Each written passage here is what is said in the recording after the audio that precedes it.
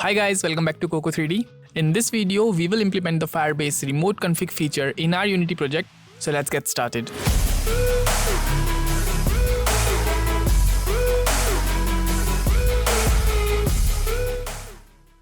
Now, first, what is Remote Config and why it is used? Now, Remote Config is a very powerful tool which lets you change your in-game content directly without the need of updating the app. Now what happens behind the scene is there are some values sitting on the Firebase server. We have to fetch these values and decide what to do inside the game. For example, let's say there is a float variable which represents the latest game version of our app. Then after fetching this value, we will compare it with our own game version which is stored inside the app. And then if our version is less than that, we can tell user to update the app. And the possibilities are endless. You can literally create anything that you like. Now let's open Unity and start the implementation. First, we will convert our project to Android.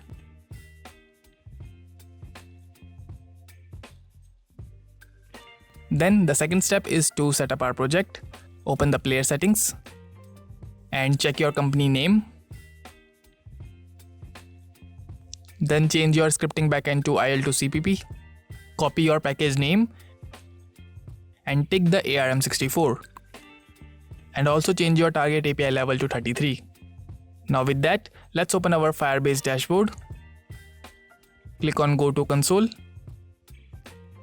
Here you can open your existing project or you can create a new one. So let me create a new project. Name would be Firebase Testing and click on Continue. And continue one more time. Now select a Google Analytics account and click on Create Project.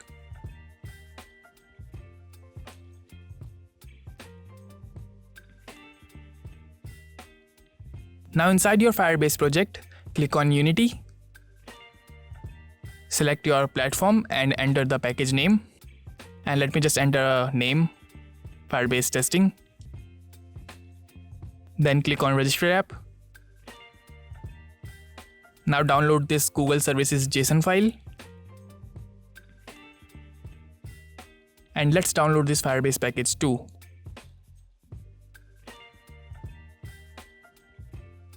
And click on Continue to Console. Now click on All Products and select Remote Config.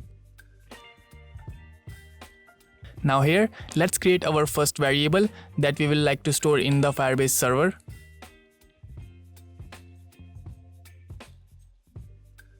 Let me name it as game version, and for the value, I will write game version 1.0, but you can write whatever you want. And I think I cannot use spaces in the name, so let me replace it with the underscore. And then click on Save. Now our new variable is ready, but it is right now in the draft mode. It is not published yet. So to publish it, we have to press this button, Publish Changes. Now with that, our first variable is created. Here we have the name and here we have its value. So that is how the data is stored inside the Firebase server. One side we have a key and the other side we have a value. Now with that, our data is live for all of the users. They can read this data and behave accordingly. Now let's extract the file from the Firebase package that we have just downloaded. Now in here we have a lot of Firebase packages, but we only want the remote config package, which is the second last. So let's import it inside the Unity. Click on Import. Now click this Enable Auto Resolution.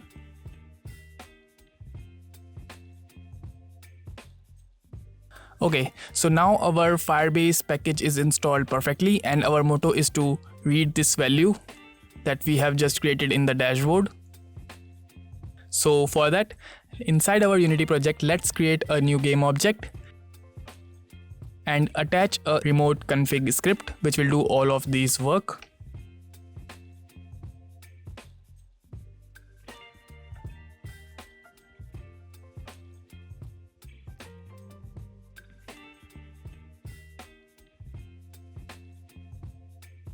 Now first let me just remove the unnecessary things.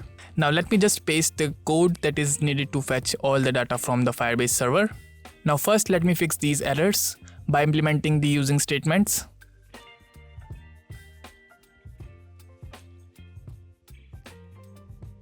Cool, now our using statements are completed. Now inside the awake, call this check remote config values, which is a asynchronous function. That means it will not run on the Unity's main thread. Inside this function, we are first printing that we are now fetching the data. And after that, we are actually fetching the data and returning the result inside the fetch complete function. And inside the fetch complete function, we are first checking that whether we are success or we get failed. So these are the failure statements. And after that, if we do not get any error, we are printing that the remote config data is ready for use. Now inside here, let's first print the number of values that we have inside our Firebase server. For that, write print remoteconfig.allvalues.count. Now let's try to run the project. And I think we are getting some errors.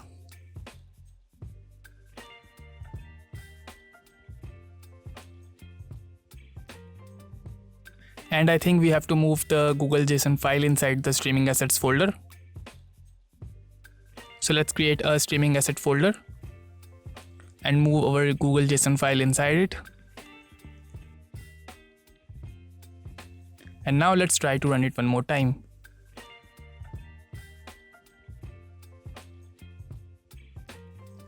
And we got that error one more time.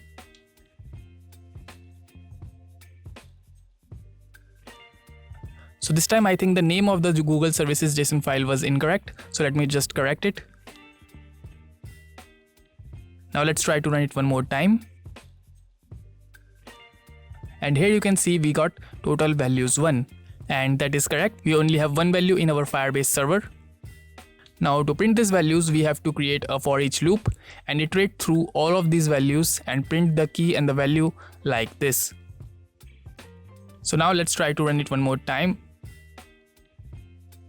And as you can see, this time we got the key and the value correctly. Now let me create one more variable inside the Firebase server.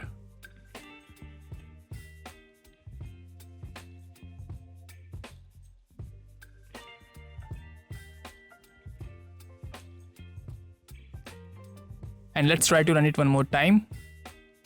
And as you can see, we got the new values without changing any code. Now there is a better approach to use all these values. For that, let me create a class. Inside this class, I will create all 4 data types that is supported by the Firebase server. First, I will create a string for player name, float for game version, int for current level, and bool whether to check that our player is over 18 or not. Let me make it serializable and let's create an object for this class. Now first we will print the equivalent JSON structure of this class by writing JSON_utility.toJSON and we will pass this object. Now let's try to run the project. And here we got the equivalent JSON structure of this class, which is a complete string. Now let me just copy this. And inside the Firebase server, let me delete all these old values. And let's create a new string variable. And let me name it as all game data. And for the value, I will pass in the JSON string. Now let me just enter some data inside this JSON structure, like the name. Let me enter some level, game versions, and over 18 to true. Now let's save it and publish it. Now inside this script, we don't need this code right now. So let's comment this thing. And now we will read the JSON string that is present in our Firebase server.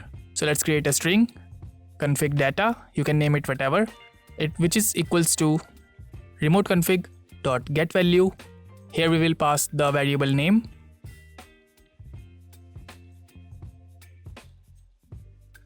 Dot string value. Now here we have our JSON from the Firebase server, and now all we have to do is just to fill these data inside our class. For that, write all config data equals to JSON utility from JSON, pass in the class and the string like this. Now this will fill all the data, whether it is a boolean variable, integer variable, string variable or any float variable inside the class without any problem. So let's try to run this. Now here we have our class without any values, and as soon as we run our game, we got that data that we just entered inside the Firebase server. So just like this, we can get whatever we want from the Firebase server, and we can change the UI accordingly. Now let me try to change things one more time. Now let me try to change the game version and the current level to 20, and let's publish these changes.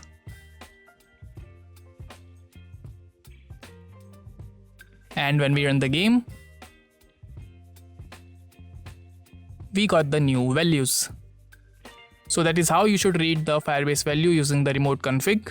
And that's it guys, this is the Firebase Remote Config perfectly working inside the Unity project. I hope you guys like this video. Please do like this video and subscribe to Coco3D. Now I will see you in the next video with more Firebase topics like the analytics and the real-time database. So stay tuned for that. Bye.